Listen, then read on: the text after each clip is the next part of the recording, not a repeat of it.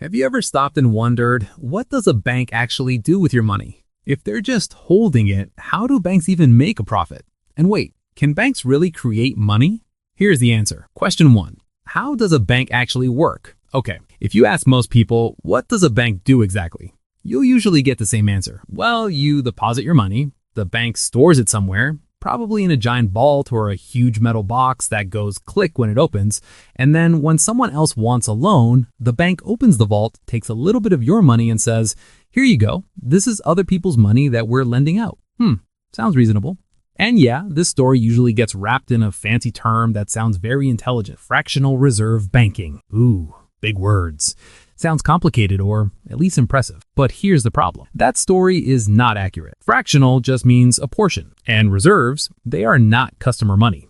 Not your money, not your savings, not the money you earn by skipping meals and grinding overtime. Reserves are something else entirely. They are bank-to-bank money. Yep, banks have their own money and it's not for you. Let's say you transfer money from Bank A to Bank B. You tap a button, you smile, you think, cool, done. But behind the scenes, Bank A has to send reserves to Bank B. Not cash, not a suitcase, not a guy in a black suit. Just digital numbers that only banks and the central bank can touch.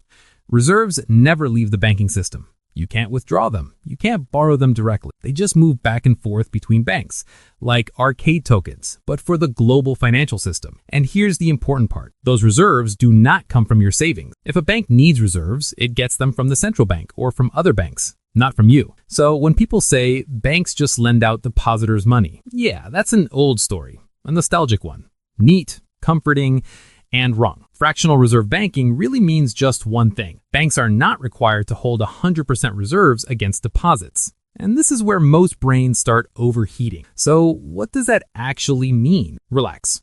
Breathe. Let's walk through a simple example. Imagine a bank called Zonk Bank. Yeah, weird name. Don't overthink it. Zonk Bank has 10 customers. Each deposit $1,000. Boom. Total deposits $10,000. Everyone's happy. Everyone feels safe. Now, Zonk Bank holds $1,000 in reserves.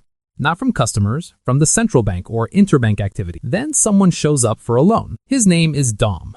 Dom wants to borrow $1,000. Back in the day, the rule was simple. Banks had to hold 10% reserves. So $10,000 in deposits requires $1,000 in reserves. Zonk Bank checks, oh, we've got $1,000. Cool, we're good. And this is my favorite part. The bank does not open a vault. It does not take money from other customers. The bank just types numbers. Click and enter. Dom now has $1,000 in his account. Isn't that wild? It's like magic, but slightly terrifying. Now total deposits are $11,000, even though earlier there were only $10,000. The reserves? Still $1,000, unchanged. Then Leona walks in. She wants a loan too. The bank checks again. $11,000 in deposits means we should have $1,100 in reserves, but we only have $1,000. So, nope. And for a long time, the story ended right there. But here's where things get uncomfortable. Today, in many countries, that reserve requirement is gone. Gone. 0%, including possibly the United States. Which means what? Banks are no longer required to hold a specific percentage of reserves before issuing loans. And this is where people start saying, see, banks are creating money out of thin air. And yeah, if that sounds insane to you, relax. I thought the same thing too. Question 2. Can banks create unlimited money? This is usually the moment when people mentally jump off a cliff. So if banks can just type numbers, why don't they just keep typing? Copy, paste, boom, infinite money. Relax. Don't get angry yet. Don't go full conspiracy mode. I thought the same thing too. The answer isn't that simple. The real problem shows up the moment money leaves the screen. Because loans aren't decorations. People don't borrow money just to stare at it or frame it on their wall. They borrow money to use it, and using it means the money leaves their account. Back to Zonk Bank. Total deposits, $11,000. Reserves, still $1,000. Dom still very happy with his $1,000 loan. Now imagine Dom wakes up one morning, grabs a coffee and thinks, I need actual cash. So Dom goes to a bank and withdraws $300. And this is where the bank starts sweating. Because cash is not a number. It's a thing. It has paper, it has weight, it has a tendency to disappear into couch cushions. Zonk Bank has to hand over real bills from its vault, not from a keyboard. Dom's loan balance is now $700, and Dom isn't done. Then Dom remembers, oh right, I need to pay my mortgage. His landlord uses Bank ABC, not Zonk Bank. Why a different bank? Because life is complicated. Dom transfers $700. Click and send. Now, Zonk Bank has to send $700 in reserves to Bank ABC. Not promises, not vibes, actual reserves.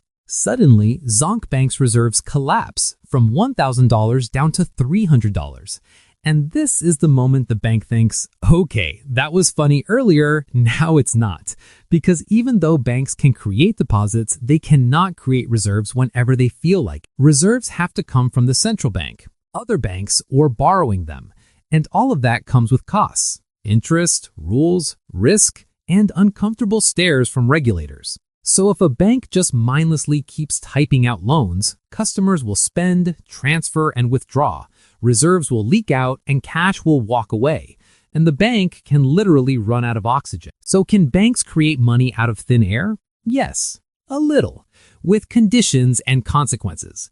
Can they do it without limits? No, because reality is unforgiving. The keyboard might feel powerful, but customers are more powerful.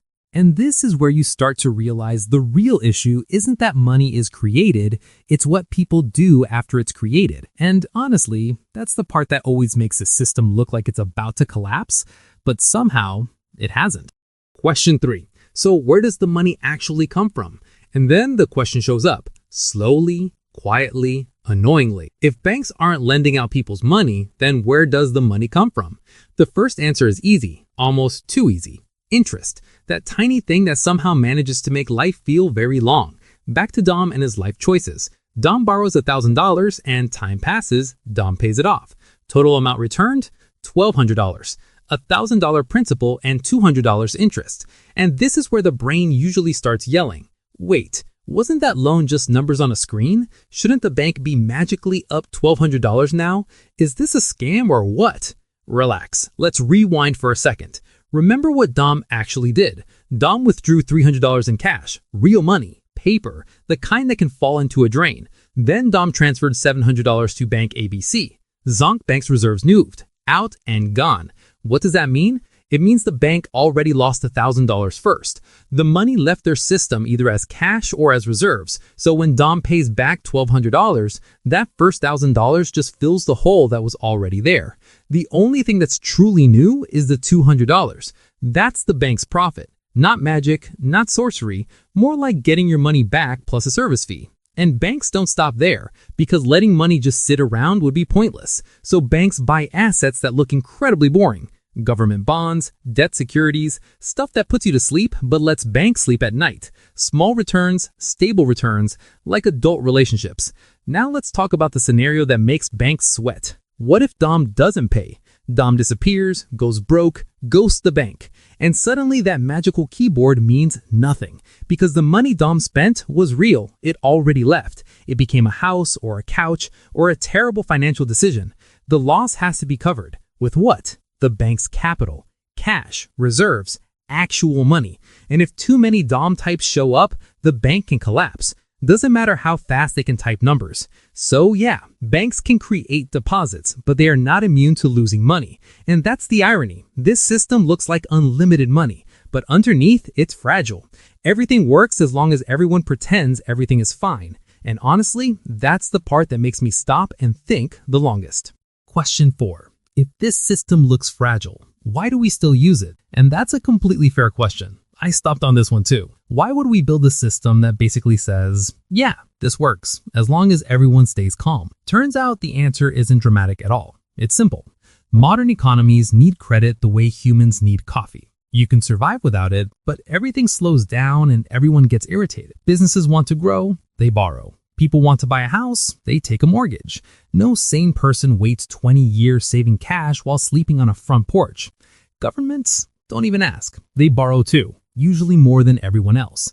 This system lets banks lend now without waiting for the entire population to become disciplined savers first. Imagine the alternative. Sorry, we need to wait until national savings go up. Maybe 15 years from now. Yeah, possible, but painfully slow. like downloading a movie on 2003 internet. So the system wasn't chosen because it's perfect, it was chosen because it's fast. The problem is, speed usually comes with carelessness, because when banks get too enthusiastic with lending, too much money starts circulating, and excess money doesn't sit quietly. It looks for places to hang out. Usually housing, stocks, assets that only go up. Prices rise, people panic buy, prices rise again. And suddenly, boom, a bubble. On paper, banks look bigger, deposits grow, the numbers look beautiful. But underneath, banks become fragile. Because remember, people don't keep their money parked forever. They withdraw cash and transfer to other banks, and every move drains cash and reserves. As long as the flow is slow, everything feels fine. But if something happens, a rumor, bad news, one bank wobbling, people start thinking, wait, is my money safe? And that thought spreads fast.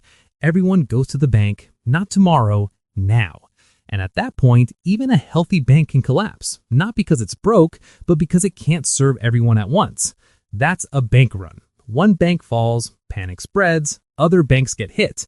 It's economic dominoes. That's why governments sometimes step in. Withdrawal limits, temporary bank closures. Don't worry, it's just a short break, they say. And yeah, that almost never calms anyone, because when a bank takes a break, everyone thinks the same thing. What happened to my money? History has shown these chain reactions can destroy entire economies. Just look at the Great Depression. So why does this system still exist? Because it makes the economy move fast, and we accept the risk while quietly saying, hopefully everyone keeps believing. And honestly, that might be the most fragile part of all. Not the money, not the banks, but trust.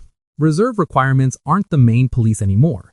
And this is usually where someone says, oh, so banks can lend endlessly now. And the answer is no, not even close. Because the real limits aren't old rules. They're things you can't cheat with a keyboard. 2 words, capital and liquidity. And neither of them cares how fast you can type. Let's start with capital. Capital is the bank's own money. Not deposits, not customer savings, owner money, shareholder money. Money that, if it's gone, there's no one to blame but yourself. Now imagine a bank gets overconfident. It lends to too many DOMs, too many Leonas, too many relax, I'll pay. And a big chunk of them don't. The money was already spent, turned into houses, cars, bad life decisions. Who covers the loss? Not depositors, not the central bank. Capital, the bank's own money. And when capital's gone, so is the bank. Bankrupt. You might think, but there's collateral, right? Dom's house? Assets? Yes, but assets aren't liquid. Try selling a house today, right now, within 1 hour at a fair price. You can't. Assets are heavy and slow, like moving a fridge down 3 flights of stairs. That's why capital matters. It's the fast cushion, the emergency buffer while assets are waiting to be sold. Now, the second limit. Liquidity. If capital is about taking a punch, liquidity is about breathing. Liquidity means how smoothly money flows in and out, like water, calm as long as the flow is steady. But remember, loans create deposits. They do not automatically create cash or reserves. The moment customers withdraw cash or transfer to another bank, the bank needs real money. If too much goes out and inflow is slow, the bank starts gasping. And that's when banks change personality.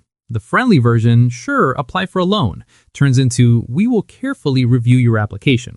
Cold tone, polite smile, longer forms. So when banks look strict, slow, and annoying, it's not cruelty, it's survival instinct. Because cash, reserves, and capital are limited.